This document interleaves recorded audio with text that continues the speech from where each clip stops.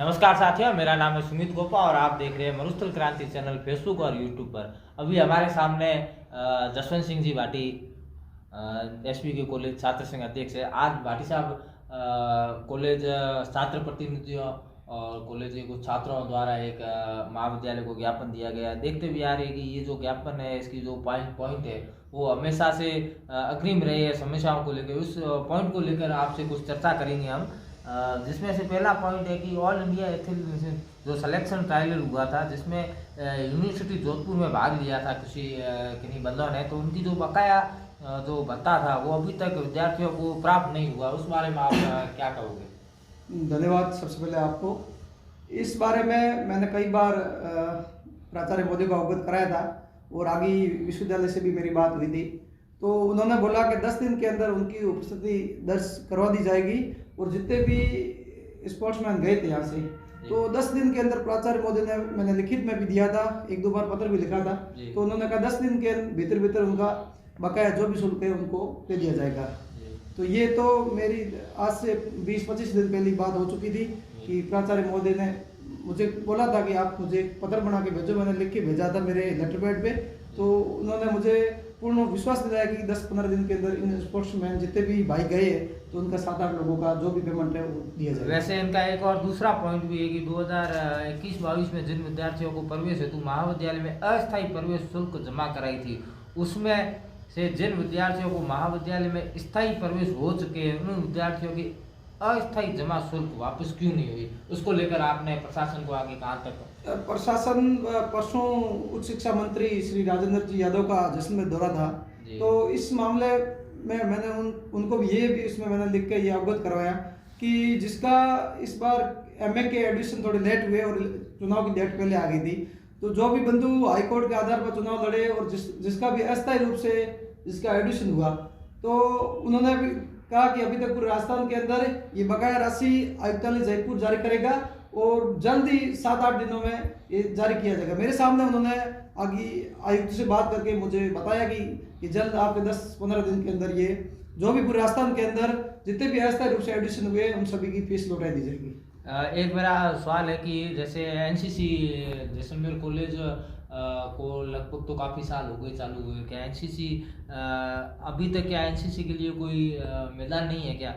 जो भी आर्मी के लिए या किसी को कोई भी तैयारी कर रहे हैं उनके लिए क्या मैदान नहीं है? इसमें एक तीसरा पॉइंट है कि भाई एनसीसी जो भी तैयारी कर रहे हैं उनके लिए कोई मैदान नहीं है और कैंप जो बाकी जो दौड़ वोड़ है उसमें भी बाधा हो रही है। उसको लेकर आप क्या कहोगे? मुझे बड़ा गौरव होता है कि जब मैं छात्र संघ अध्यक्ष बना तो उसके बाद भी सीटों में कई बढ़ोतरी भी हुई और इस बार आरटीटीसी आगे के लिए जो भी कैडेट्स है उनको जाना था, तो उनके लिए भी इस बार 5 नाम चयन किए थे, पर किसी न किसी कोई थोड़ी बहुत महाविद्यालय की भी लापरवाही रही, पर उसमें कैडेट्स भी रही, तो समय पर उन्होंने पूछा नहीं और इस बार क्या कि थोड़ी व्याख्यातों की कमी थी तो किसी के पास चार्ज नहीं था, तो मैंने बात करके वो भी आगे 3 भाइयों को भेजा था।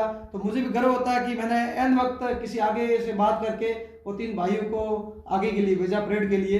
तो कहीं न कहीं इस बार तो जैसलमेर के अंदर काफ़ी अच्छी भर्ती भी हुई, न किसी की गलती रही, न हर बार क्या होता है किसी की कोई पक्ष विपक्ष से एक दूसरे आपस में टकराव के कारण जो हकदार एक भाई होता है तो उनको मिल नहीं पाता बैच। तो इस बार मुझे बड़ा गर्व का विषय कि मेरे छात्र संघ अध्यक्ष के कार्यकाल में शानदार भर्ती रही और अनुशासन में रही। हर बार अनुशासनहीनता होती है, या तो कैडेट्स की लापरवाही रहती है या कहीं कहीं महाविद्यालय की लापरवाही। वैसे इसमें एक साफ साफ लिखा हुआ है कि भाई मैदान नहीं है। मैदान के बारे में बताइए। मैदान के बारे में मैंने कई बार स्थानीय हमारे सरकार के एमएलए साहब भी है, चेयरमैन जी भी नगर पालिका के हमारी है और आगे मैंने सरकार भी है, तो आगे मैंने पत्र 1-2 बार लिखकर इनको भी अवगत कराया। उन्होंने कहा जल्द ही महाविद्यालय के अंदर मैदान का भी टेंडर हो चुका है, तो काफ़ी स्तर तक तो ठीक है, पर थोड़ी बहुत कमियां हैं, वो कमियां तो पूर्ण होती नहीं कभी, तो थोड़ी लाइटिंग की वगैरह व्यवस्था है, थोड़ा ट्रैक का है, तो ये जल्दी पूरा हो जाएगा। बड़ा मुझे भी गर्व का विषय होता है कि मेरे कार्यकाल में सभापति महोदय द्वारा नगर पालिका द्वारा कई वर्षों से कैंटीन का विषय रहा है तो इस बार कैंटीन का भी निर्माण हो रहा है। ये महाविद्यालय साथियों के लिए, भाई और बहनों के लिए, आने वालों के लिए बड़ी सौगात है, तो उन पर भी इनको खुशी होनी चाहिए। एक और इसमें चौथा पॉइंट है कि महाविद्यालय में छात्राओं के लिए अलग से वॉशरूम की व्यवस्था नहीं है। इसके इस बारे में आपकी क्या चर्चा हुई है या नहीं है, उस बारे में बताइए। नहीं, बिल्कुल अच्छा भी रखा है इन्होंने, ये मांग भी अच्छी है, पर मैंने जहाँ तक देखा है कि महाविद्यालय के अंदर वॉशरूम है छात्र छात्राओं के लिए अलग अलग है। ये मांग भी वाजिब है, और भी अच्छी और भी अलग से हो तो अलग बात है, पर है मैंने भी देखे है। अभी फिलहाल महाविद्यालय के अंदर वॉशरूम जो भी व्यवहार होता है भाइयों बहनों के लिए अलग अलग बने हुए। एक है कि भाई महाविद्यालय के अंदर शहीद राजेंद्र सिंह जी की स्मृति में जावे तो छात्रावास को पुनः मतलब जर्जर अवस्था में छात्रावास पड़ी है, उस बारे में क्या चर्चा? पिछले 4 सालों से लगातार नामकरण के टाइम में यही था, मैंने ही जो भी देख रहे कि हमने सभी भाइयों की सहमति कमेटी से ये नामकरण वाला किया था, और पूर्व शिक्षा मंत्री श्री भवन सिंह भाटी जी द्वारा भी घोषणा की गई थी, लगातार उनसे भी बात हुई थी, अभी तक चल रहा है। पर शहीद राजेंद्र सिंह छात्रावास का पीडब्ल्यूडी को दे दिया गया है, जल्द ही इसका निर्माण कार्य शुरू होगा।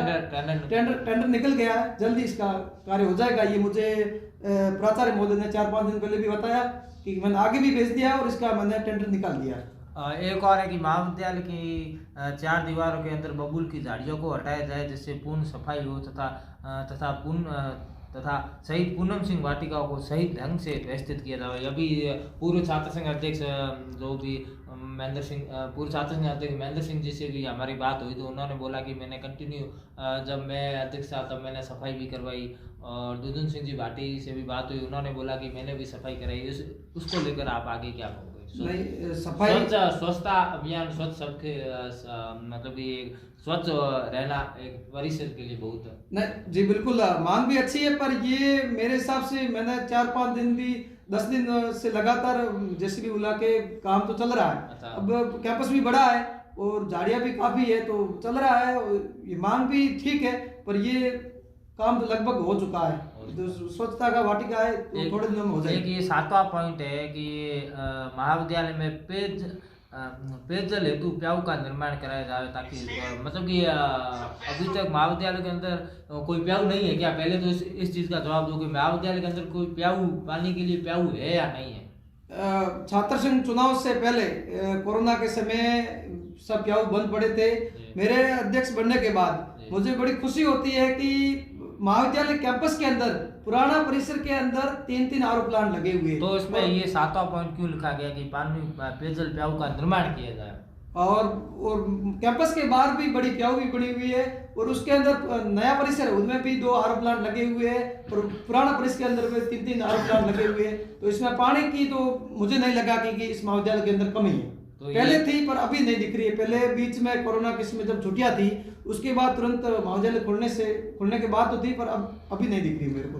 इसमें एक लास्ट पॉइंट है कि नोटिस बोर्ड, जो महाविद्यालय की सूचना बाबत नोटिस बोर्ड लगाया जाए, वो विद्यार्थियों को जानकारी, क्या नोटिस बोर्ड नहीं है क्या कॉलेज में? नोटिस बोर्ड तो है, पर मेरी डिमांड थी कि नोटिस बोर्ड की जगह महाविद्यालय के हेल्पलाइन नंबर जारी करे तो उचित रहेगा। बाकी तो महाविद्यालय करता है, नोटिस बोर्ड की सूचना देता है। तो इसमें ये बाकी जो 2 पॉइंट इनकी जगह इनको मेरे हिसाब से हेल्पलाइन नंबर वाला करना चाहिए, तो गरीब दूर दराज से जो भी भाई बैठा गांव से, तो वो किसी भी सूचना के लिए महाविद्यालय से संपर्क कर सके। मेरे हिसाब से वो नंबरों वाला सही रहेगा, तो घर बैठे भी वो अपना पता कर सकता है कि क्या देखना।